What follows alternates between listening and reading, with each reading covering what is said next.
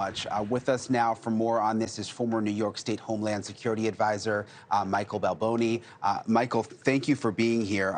It's interesting in Laura's piece. I've always wondered about this when they say heightened threat environment, but there are no credible threats. What does that mean? And I always kind of wonder, well, do they know about credible threats, but they're just not really telling us at this point? So there are really two types of things going on here. One is the intelligence that is being developed and distributed among the operational elements, the response elements. So, FBI, NYPD, those types of units, and that's at a different level than what is then put out in the public. And it's always a difficult decision for an executive like the governor, like the mayor, to put out that kind of information, because you want to stir panic, but you want people to be aware. But I assure you, behind the scenes, everything is being looked at to say, okay, so what are the leads? And there are three elements everybody looks at. One is, so what's the motivation of the individual? What is their ability to get resources to do something like weapons? And then what is the opportunity that they have? And that's really what everybody's looking for at this time. One thing we've heard over and over again, Mayor Adams mentioned, I think it was last week, lone wolf. They're concerned about lone wolves. Right. That seems scary because it's not some big organization. If it's just one guy, that seems like it'd be harder to track. So the benchmark for this nation was 9/11, where you had cells from overseas that were trained and that developed tradecraft, came in, lived amongst us, and then perpetrated the attack.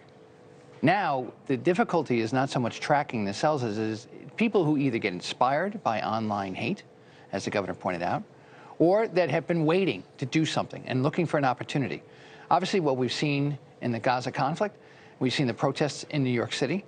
This is something that is real. I mean, anyone who was at Grand Central Station a couple of Fridays ago, when you saw those protests, they were starting to turn violent. And so you wonder who's in that crowd. And then, of course, the other thing you have to acknowledge is that in an unprecedented situation for New York City right now, you have literally over 100,000 people who you don't know who they are. You don't know where they came from. You don't know if they had training, what their motivation is. That, from a security perspective, is an incredibly concerning event. Yeah, well, it only takes one person, really. I mean, it is scary. You bring up online hate. New York put out these stats: 425% increase in online hate speech against the Jewish community, 417% increase against the Muslim community. Do these social media companies need to do more? I mean, are they responsible for a little bit of this? Because you mentioned we see it out on the streets, the protests get fiery, but I mean, what you see online is like next level. So I think, too, I have a personal perspective on this. I think that this is a part of the information war that we're experiencing right now. In other words, social media, we saw this in 2016. We know that there are foreign actors who want to come in and stir things up. They can either do it in the street or they can do it online.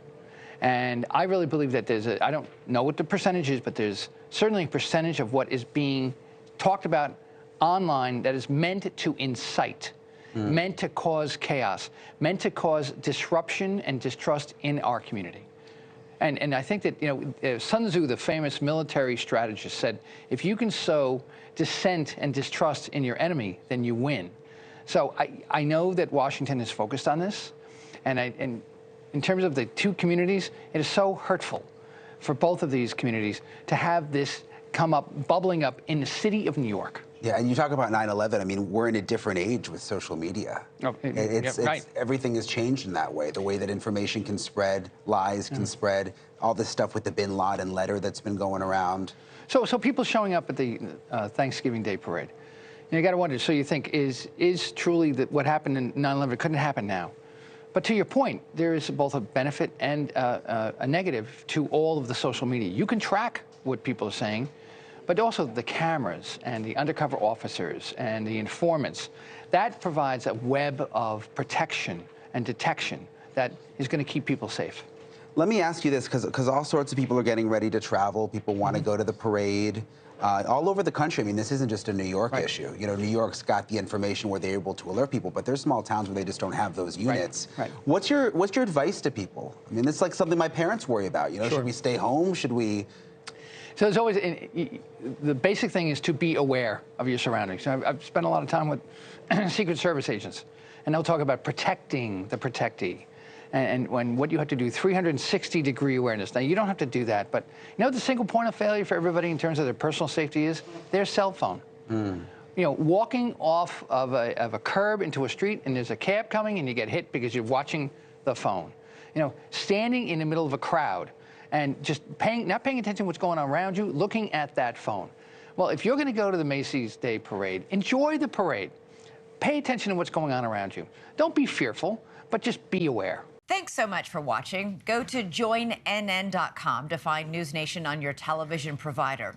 And don't forget to click the red subscribe button below to get more of NewsNation's fact-driven, unbiased coverage.